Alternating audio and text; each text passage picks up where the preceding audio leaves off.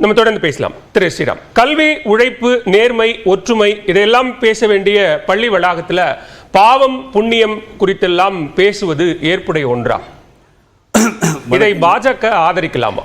இந்த மக்களுக்கு விநாயகர் சதுர்த்தி நல்வாழ்த்துக்கள். நாளை சிறப்பாக எல்லாரும் கொண்டாடணும்னு கேட்டுக்கிறேன். இல்லை, நிச்சயமாக சில சர்ச்சையான கருத்துக்களை இந்த நபர் தவிர்த்திருக்க வேண்டும் என்பதில் மாற்று கருத்து இல்லை.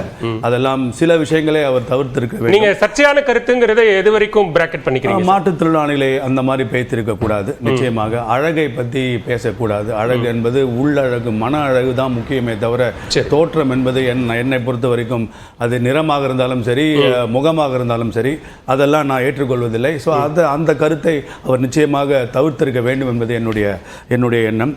ஆனா அவர் பேசிய திருக்குறளை பற்றி பேசியது எல்லாமே தேவையான ஒன்றுதான். அந்த திருக்குறள் சொல்வதை தான் அவர் பேசியிருக்கிறாரு. 1332 குறள்ல நமக்கு வேணுங்கிறது மட்டும் எடுத்து பேசக்கூடாது. அவர் மழை பொழியும், அவர் எரியும், காத்துல பரப்பும் அப்படிங்கறதெல்லாம் திருக்குறள் இருக்கு. உங்களுக்கு படிச்சு காட்டுறேனே, நிச்சயமா படிச்சு காட்டுறேன். என்ன திருக்குறள் சார்? ரீபர்த்தும் கொடுங்க, இப்பதானே ஆரம்பிச்சிருக்கேன். மறுபிறவி பத்தும் திருக்குறள்ல இருக்கு. அதை பத்தியும் தான் படிச்சிருக்கு.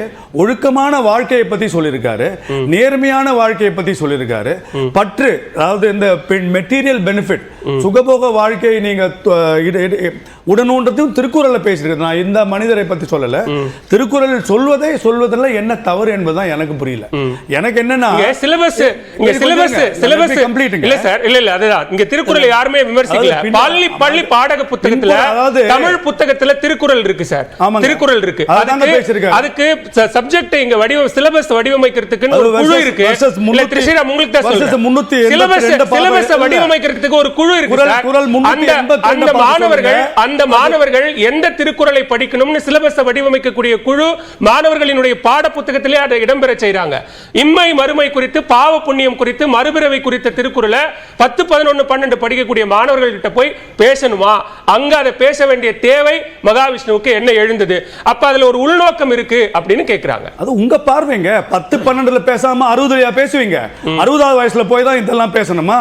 உங்களுடைய நேர்மை நீங்க எப்படி இருக்கணும்ன்றதை எந்த வயசுல பேசணும், எந்த வயசுல பேசணுமோ அந்த வயசுல பேசணும். மிச்சம் எது சொன்னதை நான் ஏற்றுக்கொள்ளவில்லை. ஆனா இந்த திருக்குறளை உங்களுக்கு வேணுங்கிற போது திருவள்ளுவரோட பட்டை எடுத்தீங்க. நீங்க திருமூலரை உங்களுக்கு வேணுங்கிற மாதிரி காட்டுறீங்க. ஔவையார் கோவில் இல்லாத இடத்தில் வாழக்கூடாதுன்னு சொல்லியிருக்காங்க. இப்ப ஔவையாரை நீங்க எடுத்துருவீங்களா? உங்களுக்கு வேணுங்கிற தமிழை நீங்கள் எதை மாணவர்கள் மேல் புகுத்த வேண்டும் என்று நீங்க நினைக்கிறீங்களோ அதை நீங்க செய்வதை நான் ஏற்றுக்கொள்ள போவதில்லை. இல்ல, இப்போ அந்த விஷயத்தை மாற்ற இல்ல. மகாவிஷ்ணு திருக்குறளை ஆதரித்த மாதிரியும், மகாவிஷ்ணு திருக்குறளை ஆதரித்து பேசின மாதிரியும், பள்ளிக்கல்வித்துறை ஏதோ திருக்குறளுக்கு எதிரான நடவடிக்கை எடுத்த மாதிரி நீங்க பேசுறீங்க. நீங்க சித்தரிக்கிறீங்க. அந்த வாதம் தவறு இல்ல. நீங்க தான கேக்குறீங்க. அந்த வாதம் தவறு இல்ல. இல்ல, நான் கேட்கல. நான் என்ன கேக்குறேன்னா, திருக்குறள் எந்த திருக்குறள் எங்க பேசப்படணும்? கல்வி, உழைப்பு, நீங்க ஒரு 3 மை சொன்னீங்க. அதுல பேச வேண்டிய நேர்மை அப்படிங்கறது அங்க பேச வேண்டியதா? அப்படிங்கிற ஒற்றுமையை பேசணும்ல, அதை பேசல. என்ன இம்மையும் மறுமையும் பத்தி ஏன் பேசுறாரு? நேர்மையான வாழ்க்கை, இம்மையும் மறுமையும் அங்க பேச வேண்டிய தேவை என்ன சார்? நீங்க திருக்குறள் அது இருக்கு இல்லன்னு சொன்னீங்க, எங்க எழுதிருக்குன்னு கேட்டீங்க. இப்போ நீங்க அத மாத்தி பேசல. இருக்கிறது தான் பேசணும். மாத்தல. நான் உறுதியா இருக்கேன். அப்போ அந்த குறள்ல இருக்க எந்த குறளை பேச வேண்டும் என்பதை பள்ளி ஆசிரியர்கள் சொல்லியிருக்கலாம். அவங்களுக்கு ஃப்ரீயா அவர் கொடுக்கும்போது அவருக்கு என்ன தோணுதோ அதை பேசுறாரு. இல்ல, அவர் என்ன தோணுதோ அங்க பேச முடியாது. இல்ல, மகாவிஷ்ணுவுக்கு என்ன தோணுதோ அதை பேச முடியாது. வெள்ள ஓடுன்னு சொன்னாரா? இல்ல ஊரை சுத்துன்னு சொன்னாரா? இல்ல படிக்காதன்னு சொன்னாரா? மகாவிஷ்ணு ஒழுக்கத்துக்கான விஷயத்தை தான் சொன்னாங்க. உங்களுக்கு உங்களை ஆரம்பிக்கும் போதே நான் உண்மையா சொன்னேன். சில விஷயங்களை அவர் பேசுவது அபத்தம், அது பேசிருக்க கூடாதுன்னு தான் நான் சொன்னேன். அப்ப அந்த அபத்தத்தினுடைய பட்டியல் இதுவும் இருக்கான்னு சொல்லுங்க. இல்ல, நெருப்பு சொன்னா நெருப்பு எரியும் அல்லது காத்துல பறக்கலாம் அப்படிங்கறதெல்லாம் திருக்குறள்ல இருக்கா? வேற ஏதாவது குறள் நீங்க இருந்தாலும் எனக்கு சொல்லிடுங்க. இல்ல, நீங்க இருக்குன்றீங்க. பேச நீங்க இன்டர்வியூ பண்ணி நீங்க இருக்குங்கறீங்க. இன்டர்வியூ பண்ணல சார், கேள்விதான். நீங்க எல்லா கேள்வியும் கேட்றீங்க. நீங்க என்ன கேள்வி இருக்கு கேளுங்க. நீங்க மந்திரம் சொன்னா நெருப்பு எரியும், காத்துல பறக்கலாம் அப்படிங்கறதுல திருக்குறள்ல இருக்கு. ஐம்புலன்களையும் அடக்கலாம் என்று திருக்குறள்ல இருக்கு. உங்களுக்கு அத நான் படிச்சு காட்டணுமா? உங்களுக்கு ஐம்புலன்களையும் அடக்கலாம் என்பது திருக்குறள்ல இருக்கு. அதையும் நான் உங்களுக்கு வேணும்னா இப்ப படிச்சு காட்டுறேன். எல்லாம் இருக்கு. ஐம்புலன்கள்ல ஒண்ணு நெருப்பு சார். பேசுபவர்களுக்கு பஞ்சபூதம் வேற, ஐம்புலன் வேற. அதை மறைத்து அவர்களுக்கு எதை அந்த ரெண்டு தவறான வார்த்தையை பயன்படுத்தி வைத்து இங்க நியூ எஜுகேஷன் அவசியம் இல்ல. பஞ்சபூதம் வேற, ஐம்புலன் வேற.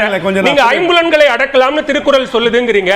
நெருப்பு ஐம்புலனா வேற கொஞ்சம் வேற ஏதாவது ஏங்க நீங்க என்ன பேச விட போறீங்க? நீங்க தான் பேசிட்டு இருக்கீங்க. நீங்க தான் பேசிட்டு இருக்கீங்க. நீங்க சொல்லக்கூடிய கருத்துல மாற்று கருத்து இருந்தா ஒரு வாட்டி இன்டர்பிரட் பண்ணா நான் கிளம்பிடுவேன். ஏன்னா எனக்கு வந்து நீங்க இந்த மாதிரி எனக்கு நீங்க பாடம் எடுக்காதீங்க. இல்ல பாடம் எடுக்கல. நீங்க எனக்கு பாடம் எடுக்காதீங்க. நீங்க எனக்கு பாடம் எடுக்காதீங்க. இல்ல நான் பாடம் எடுக்கல. நீங்க ஒரு கருத்து இருக்குன்னு சொல்றீங்க. உங்க கூட்டத்தை வச்சு நீங்க ஜால்ரா போடுங்க. என்ன உங்க கூட்டம்? என்ன உங்க கூட்டம்? அப்ப பேசாம இருங்க. நீங்க வார்த்தைகள் பேசுறத கேளுங்க. நீங்க பேசுங்க. அப்ப நான் பேசுறத கேளுங்க. கம்ப்ளீட். ஏன் இந்த ஜோ வார்த்தைகள் தடிக்காம பேசுங்க. இதே ஊடகத்துல வந்ததை வச்சு தானே நீங்க இன்னைக்கு விவாதம் பண்றீங்க. இந்த ஜோ அருண்ன்றவர் லயோலா காலேஜ் முன்னாள் பிரின்சிபல், இன்னைக்கு சிறுபான்மையர் நலனின் ஹெட்டா இருக்காரு. அவருடைய ஊடக வலயத்துல வந்து வீடியோவை பார்த்திருக்கீங்களா? நான் இந்த 12th 1 to 12th standard syllabus என்னதான் வந்து அத பாடம் அந்த சிலபஸ் ரெடி பண்ண சொன்னாங்க. நான் இயேசுவின் கருத்துக்களை நான் திணித்திருக்கிறேன், இன்ஜெக்ட் பண்ணிருக்கேன் போட்டிருக்காரு. அவரை கூப்பிட்டு ஏதாவது கண்டிச்சீங்களா? அவரை கூப்பிட்டு ஏதாவது சிறுபான்மையர் நீங்க ஊடகத்துல வந்து நீங்க பேசுறீங்க. தமிழ் முருகன் மாநாட்டுல சில தீர்மானம் நிறைவேற்றினாங்க.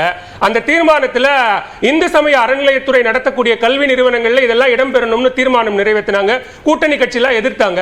பாஜக அதை வரவேற்றாங்களே. எப்ப இந்த தீர்மானத்தை நிறைவேற்ற போறீங்க அப்படின்னு கேட்டாங்களே. இப்ப நான் இந்த வீடியோக்கு பதில் இருக்கா இல்லையா? இல்ல பேசுங்க. நான் பதில் சொல்றேன். நான் இன்னும் ஃபுல்லா முடிக்கல. நீங்க முடிங்க. அப்ப நீங்க என்ன முடிங்க. நான் உங்களுக்கு துணை கேள்வி தான் கேக்குறேன். நீங்க அதனால தான் சொல்றேன் உங்க கூட்டத்தை வச்சு நீங்க பேசுறீங்க. நீங்க மறுபடியும் உங்க கூட்டம் நீங்க இருக்க மாட்டீங்க. உங்க கூட்டம் நான் பேசும்போது வார்த்தை தவறான வார்த்தை. இல்ல உங்க கூட்டம்ங்கிறது தவறான வார்த்தை. அத நீங்க வாபஸ் பேச விடலனா இல்ல வாங்குங்க. இல்ல அந்த உங்க கூட்டம்ங்கற வார்த்தை தவறான வார்த்தை சார். நீங்க பேசாம நீங்க வாபஸ் வாங்குங்க. நான் உங்களுக்கு துணை கேள்வி தான் கேக்குறேன். நீங்க ஜோ அருண் ஒன்னு சொல்றாருன்னா நான் அறநிலையத்துறை அரசு ஒன்றை செய்கிறேன். நான் உங்களுக்கு சொல்றேன். நான் உங்களை 4 வாட்டி ரிக்வெஸ்ட் பண்ணேன். நீங்க கம்ப்ளீட் அமைதியா இருங்க. நான் அமைதியா இருங்க. நான் பேசறதா சொன்னேன். நீங்க என்ன பேச விட கூடாதுன்ற அதெல்லாம் நோக்கத்தோட இங்க வந்து உட்கார்ந்திருக்கீங்க. இல்ல அதெல்லாம் இல்ல. காரியத்தை சிறப்பா செய்யுங்க. உங்க கூட்டம் செஞ்சு கொண்டு இருங்க. இல்ல உங்க கூட்டம்ங்கிறது நீங்க ஏதோ அஜெண்டாவோட பேசக்கூடிய வார்த்தை. நீங்க அஜெண்டா நீங்க பேசாதீங்க. நீங்க செய்யற அஜெண்டாவை பண்ணாதீங்க நான் சொல்றேன். அது தடித்த வார்த்தை. நீங்க செய்யற அஜெண்டாவை பண்ணாதீங்க. என்ன பேச விடுங்க நான் சொல்றேன். நீங்க கம்ப்ளீட் பண்ணுங்க. சோ அதே மாதிரி இங்க கூட தான் இருக்கு. கோவில்கள் சாத்தான்கள் கூட்டம்னு சொன்னாரு ஒரு மத போதகர். அவரை பத்தி நீங்க என்ன இதை எடுத்தீங்க? இன்னொரு மத கோவிலை பார்த்து சாத்தான்கள் குடியிருக்கும் இடம்னு ஒரு போதகர் சொல்றாரு. அவர் பத்தி என்ன இருந்தீங்க? ஒரு மதம் தான் சொல்லுது மனிதனாக பிறந்தாலே பாவிகள்னு சொல்லுது. அப்ப அந்த பாவிகள் வந்து பிற்போக்குத்தனமான ஒரு எண்ணம் நீங்க சொல்ல மாட்டீங்களா? எனக்கு இதுல ஒரே ஒரு கருத்தை மட்டும் சொல்றேன். அப்புறம் நீங்க எனக்கு பேச விட்டாட்டாலும் பரவாயில்ல. எனக்கு ஒரு நிறைய பேசிருக்கீங்க. நானா நல்லா போட்டு பாருங்க. நீங்க பேசுனீங்களா நான் பேசுனீங்களா தெரிஞ்சிடும். அதனால தான் எனக்கு ஒரு பழமொழி நினைவுக்கு வருதுங்க. இதை மட்டும் சொல்லிடுறேன். ஒரு காடு வேகமாக அழிந்து கொண்டு வந்தது.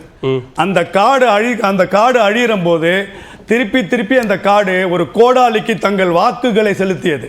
ஒரு கோடாலிக்கு தங்கள் வாக்குகளை செலுத்தது. என்ன காரணம் தெரியுமா? அந்த கோடாலி அந்த கைப்பிடி மரம் இருக்கு பாத்தியா, அந்த மரத்தை வைத்து நான் உங்களில் ஒருவன் அந்த காடை ஏமாத்தி கொண்டு அந்த காட்டு ஓட்டை வாங்கி அந்த காட்டை அழிப்பது எனக்கு ஞாபகத்துக்கு வருது. இது மக்கள் எப்படி புரிஞ்சுக்கிட்டாங்களோ அப்ப புரிஞ்சுக்கிட்டோம். சரி, நான் முடிச்சிட்டேன். முதற்கட்ட கருத்து மட்டும் வாங்கிறேன். நீங்க